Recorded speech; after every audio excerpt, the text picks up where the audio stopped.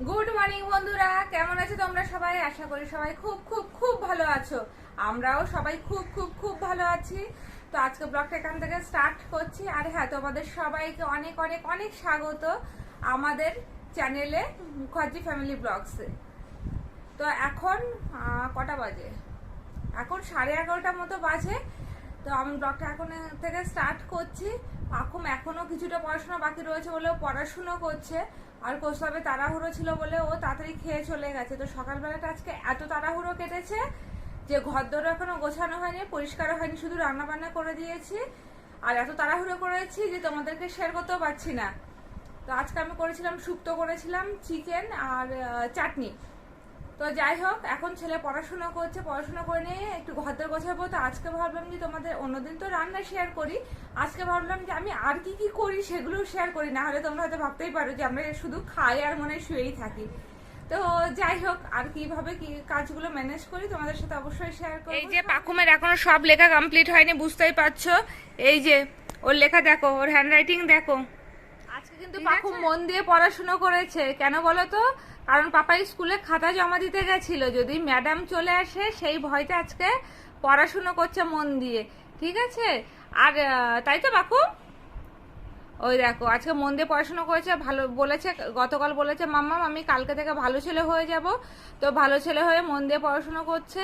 আর যেহেতু ওর পড়াশোনাগুলো মোটামুটি মুখস্থ হয়ে গেছে, তো আমি ঠিক করেছি এবার রোজ একটা করে যে কোনো বই ক্লাস টেস্টের মতো করে টেস্ট নেবো, যাতে ওর পরীক্ষাটার সময় যাতে অসুবিধা না হয় আর একেবারে প্র্যাকটিসও থাকে। তো এই যে ক্লাস টেস্টের মতো করে আমি লিখে দিয়েছি, আর ও এইগুলো কমপ্লিট করছে। আমি একটা কথা বলবো। বলো। বলছি যে না, হ্যাঁ, আমার লেখা দেখো, আমার যদি লেখা ভালো লাগে লাইক করবে। অবশ্যই অবশ্যই। আচ্ছা, ও মন দিয়ে পড়াশোনা করবে, তোমরা কিন্তু ওর লেখাকে সবাই লাইক করবে, ঠিক আছে? তো চলো, আর বাকি কাজগুলো কিভাবে ঝটপট কমপ্লিট করছি দেখতে থাকো শুধু। আমি আজকে ঘর ঝাড় দিচ্ছি। এখন দেখো, এখনো ঘর মোছাও বাকি রয়েছে, আগে ঝাড়টা দিয়ে নিচ্ছি ভালো করে। তাড়াহুড়ো করে আজকে সব কাজ দেখো ঝটপট ঝটপট হয়ে যাবে।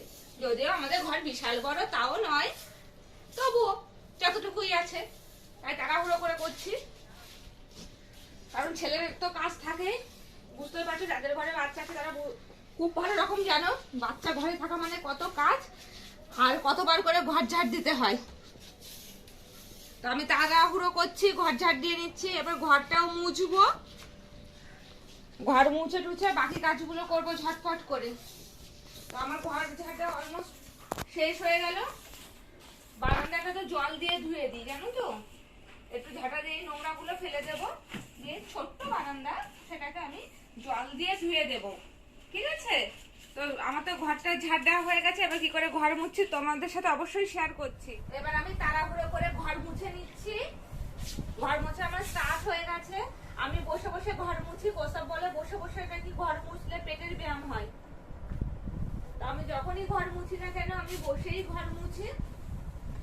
আর আমার ঘর মোছার জিনিস হলো কোসবের ছেঁড়া গেঞ্জি। গেঞ্জি কাপড়ে কিন্তু খুব ভালো ঘর মোছা যায়, ঠিক আছে? তো আমার ঘর মোছা হচ্ছে এই যে, এক্ষুনি শুকিয়ে যাবে। আর বৃষ্টির মধ্যে না রোজ ঘর মোছা হয় না আমাদের, যেহেতু বৃষ্টির মধ্যে শুকাতে চাই না। তো আমি এখন তাড়াহুড়ো করছি। দেখো কত তাড়াতাড়ি ঘরটা মোছা আমার কমপ্লিট হয়ে যাবে, ঠিক আছে? ঘরটা মুছে নিচ্ছি। প্রচন্ড তাড়াহুড়ো রয়েছে আজকে, অনেকগুলো কাজ তোমাদের সাথে শেয়ার করবো। ঠিক করেছি যে আমি কিভাবে কিভাবে করি, আর ঘরের টুকটাক কাজগুলো করব। আর বর্ষাতে বুঝতে পারছো চারিদিকে সব ড্যাম ড্যাম একটা অবস্থা হয়ে যায়। আমার প্রচন্ড ঘৃণা লাগে, আমার বর্ষাকাল একদমই পছন্দ না বলতে পারো। বর্ষাকাল মাঝে মধ্যে ভালো লাগে যে একটা চাদর মুড়ি দিয়ে ঘুমাতে, ব্যাস ওইটুখানি। তো যাই হোক, আমি হাঁপিয়ে যাচ্ছি, বাদে তোমাদের সাথে কথা বলছি। চলো বাদে কি কাজ করছি তোমাদের সাথে। এত জামা কাপড় কাচাকুচি করেছিলাম, দেখতেই পাচ্ছ, এগুলো ভাঁজ করে এবার তুলে ফেলতে হবে। এই দেখো কত জামা কাপড় বৃষ্টির মধ্যে সব জমিয়ে রেখেছিলাম, সেগুলো কেচেছিলাম, শুকিয়ে গেছে। এবার আমি এগুলোকে ভাঁজ করে যার জামা তার সেখানে ঢুকিয়ে দেব। তো আমি জামা কাপড়গুলো এখন ভাঁজ করছি এক এক করে। পাখুমের তো রোজ জামা কাপড় কাচতে এসে বৃষ্টি হোক আর যাই হোক ফ্যানের তলায় দিয়ে দিয়ে শোকাতে হয়েছে, নাহলে কি করব। আর বাচ্চাদের ও যেহেতু গেঞ্জির জামা কাপড় বেশি পরে না, গেঞ্জির জামা কাপড় দেখবে শুকাতে চায় না। কেচে কেচে আগে দড়িতে দিয়ে জল ঝরিয়ে নিয়েছিলাম, তারপর ফ্যানের তলে বা দড়িতে দিয়ে শুকিয়েছি। আর হ্যাঁ, বাচ্চারা যে ঘরে সাধারণত ঘুমায় বা বেশিক্ষণ সময় কাটাই না, সেই ঘর যাতে স্যাঁতস্যাঁতে না হয় তার জন্য কিন্তু বাচ্চাদের ঘরে বেশি ভেজে জামা কাপড় মেলা উচিত নয়। এদের ঠান্ডা ধরে যায় বাচ্চাদের। আমি যেহেতু মা বাবার ঘরে বা এই ঘরটাতে বেশিরভাগ টাইম থাকে, তো যখন ঘুমাতে যাই ঘুমানোর আগে আবার সেগুলো সরিয়ে দিই যাতে ওর ড্যাম্পকে আর কি ঠান্ডা না লাগে। আর যেহেতু বর্ষাকাল ওয়েদারটা একটু অন্যরকম হয়ে যায়, তাই না? তো যার জন্যে চেষ্টা করি ওকে কেয়ার করার, যাতে সব ঠিকঠাকই হয়, এত ঠান্ডা না লাগে। আর পাকুমের ছোটবেলা থেকে এমনি ঠান্ডা লাগার অভ্যাস নেই ততটা, তবুও যা দিনকাল যাচ্ছে, তো যার জন্যে আর কি ওর জামা কাপড়গুলো ওইভাবেই শুকিয়েছি। গতকাল ভালো রোদ্দুর হয়েছিল, যে রোদ্দুর হয়েছে আবার সব রোদ্দুরে দিয়ে দিয়েছি। আমার যেন মনে হয় রোদ্দুরের গন্ধই আলাদা থাকে, জানো তো? এটা আমার মনে হয় যে রোদ্দুরের সকালে সেই জামা কাপড় একটা সুন্দর গন্ধ বেরোয়। আমাদের কলের জলে মারাত্মক আয়রন, তাই সাদা জিনিস কিন্তু সাদা থাকে না। দেখতেই পাচ্ছ সাদা জিনিস আর সাদা থাকে না, লালচে হয়ে যায়, এত আয়রন। চুল নষ্ট হয়ে যাচ্ছে এই কলের জলে, ভীষণ সমস্যা কলের জল। আর শীতকালে জিন্সের প্যান্ট কাচতে কি কষ্ট, শীতকাল না বর্ষাকাল, এখন তো বর্ষাকাল যাচ্ছে, শীতকালেও কষ্ট ঠিকই, আর বর্ষাকালে শুকাতে চায় না জিন্সের প্যান্ট। কোসবকে বলেছি যতদিন বর্ষা না যায় জিন্সের প্যান্ট পরবে না, কাচতেও কষ্ট, শুকাতে চায় না।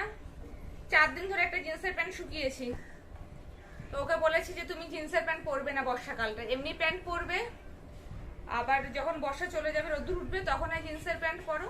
শীতকালে জিন্সের প্যান্টটা একটা সুবিধা, মোটা তো ঠান্ডাটা কম লাগে, স্কুটি চালালে পায়ে ঠান্ডাটা কম লাগে।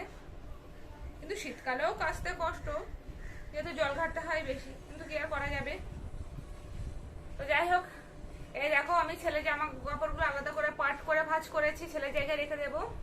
এই যে কোস্তাবের গুলো আলাদা করে পাট করছি, আমার জামা কাপড় আমি আলাদা করে পাট করে নিই, যার জামা কাপড় যেখানে থাকে সেখানে ঢুকিয়ে দিই, যাতে তাড়াহুড়োর সময় পাওয়া যায় ঠিক করে। আর সত্যি কথা বলতে সারাক্ষণ সবকিছু ঠিকঠাক করে গুছিয়ে রাখা আমার পক্ষে সম্ভব হয় না, আমি যখন যেটা সময় পাই তখন সেটা করি। আর আমি একদিনে কিন্তু বেশি কাজও করি না, কারণ নিজের শরীরটাকে দেখি, এই যে একদিনে অনেক কাজ করলাম, করে হাঁপিয়ে গেলাম বা শরীরটা খারাপ করলো, আমি একটু সুখী ব্যক্তি, আমি সেগুলো করি না। তাই যতটুকু না করলেই নয়, আমি ততটুকু করেই কিন্তু সংসারের কাজ করি। তোমরা হয়তো ভাবতে পারো যে ঘরদোর কত অগোছালো থাকে বা কিছু, কিন্তু আমি আমার শরীর বুঝে কিন্তু কাজ করি। যেহেতু পাখুম অনেকটাই ছোট, যদি শরীরটা খারাপ করে আমার তো ভীষণ সমস্যা ওর জন্যে। ও আবার কারোর কাছে খেতেও চায় না, খুব সমস্যা। তো যাই হোক, আমি তোমাদের সাথে এই বক বক করতে করতে আমার কাজও হয়ে যাচ্ছে। ও হ্যাঁ, তোমাদের সাথে একটা কথা শেয়ার করা হয়নি, এইগুলো বৃষ্টির মধ্যে গেছেছিলাম ঠিকই, কিন্তু এগুলো তাড়াতাড়ি শুকিয়েও গেছে, যেহেতু এগুলো সিনথেটিকের জিনিস।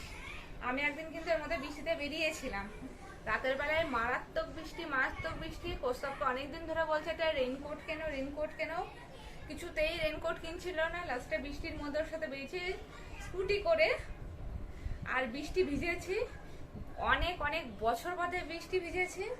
কোস্তাব তো প্রচন্ড মুখ করছিল বৃষ্টির মধ্যে বেরিয়েছি বলে, যদি ঠান্ডা লাগে জ্বর হয়, কারণ আমার বৃষ্টি ভেজা অভ্যাস নেই, আর আমি সেই হারে বাড়ি থেকে বেরোনো আমার হয় না সত্যি কথা দরকার ছাড়া। তো যাই হোক, আমার কিন্তু ঠান্ডা সর্দি কাশি কিচ্ছু লাগেনি। এসে তাড়াতাড়ি জামা কাপড়টা চেঞ্জ করে হাত মুখ ধুয়ে লিকার চা খেয়ে নিয়েছিলাম 1 কাপ গরম। তারপরে পাটা চাপা দিয়ে, বিছানার চাদর দিয়ে চাপা দিয়ে ফ্যান বন্ধ করে বসেছিলাম। তা আমার শরীর কিন্তু একদম পারফেক্ট ছিল, কিছুই হয়নি আমার। আর এত বৃষ্টির মধ্যে বেরিয়েছিলাম যে ভিডিও করে তোমাদেরকে দেখাতে পারিনি। আর গরম মোমো কিনে নিয়ে এসেছিলাম, বাবার জন্য এগরোল কিনে নিয়ে এসেছিলাম।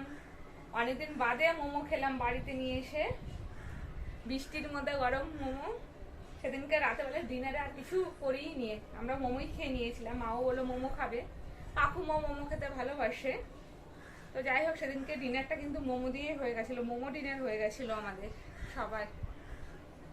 তো আমার এগুলো ভাঁজ করা অলমোস্ট কমপ্লিট, আমি এগুলো জায়গায় তুলে রাখি। দেখে আগে কাজ করে অবশ্যই তোমাদের সাথে শেয়ার করছি, বাদের কথা। আমি এখন একটু ঝুল ঝাড়ছি, এই দেখো, বুঝতে পারছি এই ঝুলগুলো, এই ছোট্ট ছোট্ট মাকড়সার ঝুল হয়েছে খুব, আর বৃষ্টিতে না এই ঝুলগুলো খুব বেড়ে যায়। তো আজকে ভাবলাম এই কাজটা করে নিই, আর এক্সট্রা করে আর কোনো ঘর পরিষ্কারের কাজ আজকে আর করবো না, কারণ ছেলেকে স্নান খাওয়া করাতে হবে, দেরি হয়ে যাবে। তো আমি এই ঝুলগুলো আজকে ঝাড়ছি। আমি ঝুল ঝাড়ু ভীষণ কম ইউজ করি, আমি এই ঝাড়ুই ইউজ করি, কিন্তু বেশি আমার মনে হয় কি এটা আমার ভালো হচ্ছে, তাড়াতাড়িও হয়ে যাচ্ছে। এই যে দেখতে পাচ্ছ, আর যেগুলো হাতে পাই না এই ঝাড়ুতে, ঠিক আছে, তো সেইগুলো তো ঝুল ঝাড়ু ইউজ করি। এই দেখো কত ছোট ছোট ঝুল হয়েছে, আর এইগুলো না ছোট ছোটই হয় জানো তো, আর এইভাবে আস্তে আস্তে বাড়তে থাকবে। আর যেহেতু দেওয়ালটা সাদা, দেখতে খুব খারাপ লাগে, তো আমি এই ঝুলগুলোই আজকে ঝেড়ে ফেলছি, ঠিক আছে। তো আমি তাড়াতাড়ি করে ঝুলগুলো ঝেড়ে নিয়ে একেবারে স্নান করতে ঢুকে যাব, কারণ গা হাত পায়ে নোংরা নোংরা হয়ে যাচ্ছে, ধুলো ধুলো হয়ে যাবে। তো চলো আবার বাদে স্নান করে খেতে চলে এসেছি, আর পাকুমের খাওয়া শুরু হয়ে গেছে। এই যে পাকুমের ভাতের মধ্যে শুক্তো মাখা রয়েছে, চিকেনের ঝোল দিয়ে ভাত মাখা আছে, আর এই যে চিকেন রয়েছে। বাবা চিকেন খেতে ভালো, ভর্তি স্নান করেছে, তো এখন খাচ্ছে, তাড়াতাড়ি খেয়ে নেবে। ওকে খেতে দিয়ে আমি ততক্ষণে রান্নার বাসনগুলো মেজে নিই, তারপর আমি খাবো। এই দেখো রান্নার সব বাসনগুলো সব সিঙ্কে রয়েছে, তো আমি আগে এগুলো মেজে নেব, তারপরে খাওয়া দাওয়া করবো, না হলে অনেক বাসন জমে যাচ্ছে, ঠিক আছে। তো এগুলো আমি মেজে নিয়ে তোমাদের সাথে আবার কথা বলবো।